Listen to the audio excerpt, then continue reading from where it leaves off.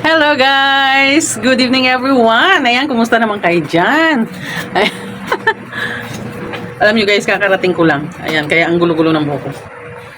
Suklay muna tayo. Ayan. Isang oras ngayon guys is 8 PM. Ayan, kakarating ko lang. Grabe! Ayan, so D-shift tayo ngayon guys. Ayan, kaya gabi na ako nakakarating. So, next week, ayan, pangmaga na po ako. Ayan. So, pag pangmaga po kasi tayo guys, ayan, gabi na nakakarating kaya minsan din na tayo nakakagawa ng video, no? So, kumusta kayo dyan?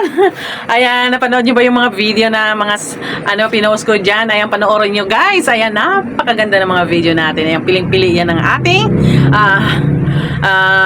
content creator. Ayan, Heidi Mix Vlog. Ayun. So, huwag po natin kalimutan guys na palaging manood ng mga video para po palagi din na dumadating sa notification nyo yung mga video na gagawin ko. That's why don't forget to watch every day. Ayan.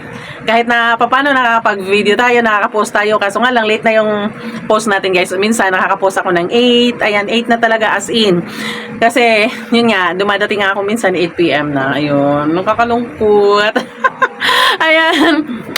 That's why guys, kahit napagod tayo, ayun, gumagawa tayo ng time para magkaroon tayo ng video. That's, para po merong mapanood ang ating mga mahal na subscribers, of course. Ayan. Ayan, hate na hate ko yung mga time na hindi tayo nakikita, but always, ayan, always keep on watching.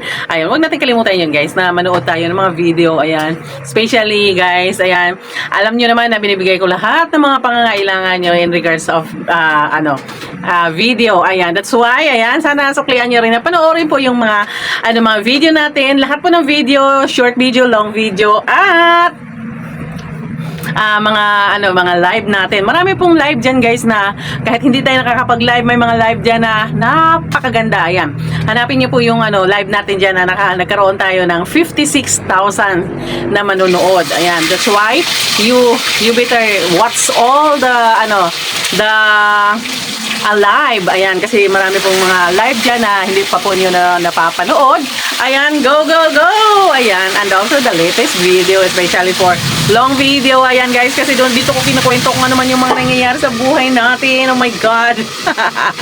Ayan, so, kaya po kami natagalan guys, kasi nga, galing ako sa work, ayan, labas ko is 6 PM, ayan, then, after that guys, ayan, dumaan pa kami sa palengke, of course, para po makabili tayo ng ulam, kasi pag, dito na po sa amin, wala na po, sarado na po pagdating namin, kasi 7 wala na po, sarado na. Din dumaan din po kami doon sa sa palengke malapit sa trabaho ko doon. That's why nakabili kami ng mga ulam, super mura lang.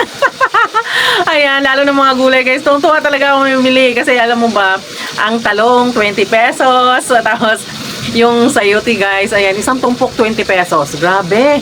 Then, ngayon ko lang na guys, na nakabili ako ng ganun. Tapos yung repolyo guys, ang laki, 1 kilo, 50 pesos. Grabe!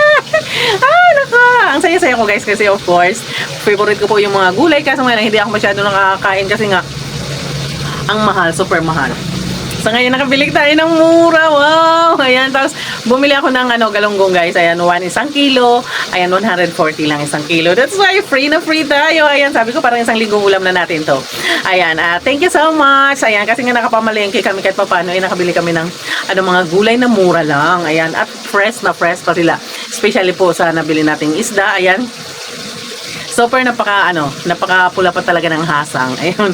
So, that's why, ayan, super happy ako guys. Kaya, kahit pa paano, ayan, nakabili tayo, no? Ayan, so, mayroon tayong ulam, ayan, saka, kahit pa paano, makabawas tayo sa gastos. Ayan, kasi wala po tayong gagastusin. Ayan, makami mag-sponsor dyan. Ayan. Malay mo, di ba? May mag-sponsor, bibili ng bigas, pambili ng ulam, of course. Ayan. Malaking tulong 'yun, di ba, sa mga anak ko, of course. Ayan. But pag wala, okay lang naman, walang problema, basta masaya tayo. Ayan. So nandito ako sa higaan ngayon, guys. Ayan. So wala naman, ayan. Gusto ko lang talagang mag-video na dito kasi para tahimik kasi nga kung nasa labas maingay. Ayan, at least dito electric fan, ayan, yun lang ang maingay. Happy ako. Ayan, I'm so happy. Ayan, kasi nga, kahit pa paano nakapagtipid ako, guys. Ayan. Kasi kung dito ako bibili, guys, ayan, sa isang sayote, mabibili mo yan dyan, 18 pesos, yan, yung maliit lang. Tapos kung yung medyo malaki, katulad ng binili ko, 36 pesos, ayan.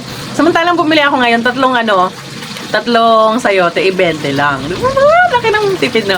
Then, bumili ako ng ng dalawang tali. So, isang tali, 7 pesos, 7 pieces yung yung isang tali. So, 14. So, ilang kainan yun, di ba? Grabe. Oh, super happy ako kasi, ayun, nakatipid ako. Then, may nakabili pa ako ng repolyo. Ayan, 1 kilo, 50 pesos. Di ba? Tapos, may isda pa, ang kilo is 140 lang. Ayan. So, actually, yung galunggong kasi 140. Tapos, bumili akong alumahan din, kalahati. So, 150 lang siya. O, di ba? Ang mura. Samantalang ang isda dito sa amin, guys, super mahal. Yung galunggong, ang kilo ng 280. Yung alumahan, 240. Grabe, di ba? Laki ng tipid ko, guys. So, wise tipid si Mrs. Wow. Ganun yun, guys. Ayan. Yeah. Hindi ko to binideo para inggitin ko kayo na nakabili ako ng ganyang kamurang mga pagkain na yan. This is gusto ko lang emphasize sana sa lahat ng mga couple or sa mga may pamilya, sa mga single mom, single dad. Ayan, may mga pamilya diyan. Ayan, be wise sa sa pamimili. Ayan. Hindi ibig sabihin mura yan, bibilhin mo kahit bulok na, no. So of course, ayan, kung mura, tingnan mo rin kung maganda, di ba? Siyempre, di ba, ako, katulad ko, mahilig ako sa okay, di ba? Siyempre, kung 20 pesos lang yan, tapos hikay siya, okay lang yun, pwede na yun, di ba?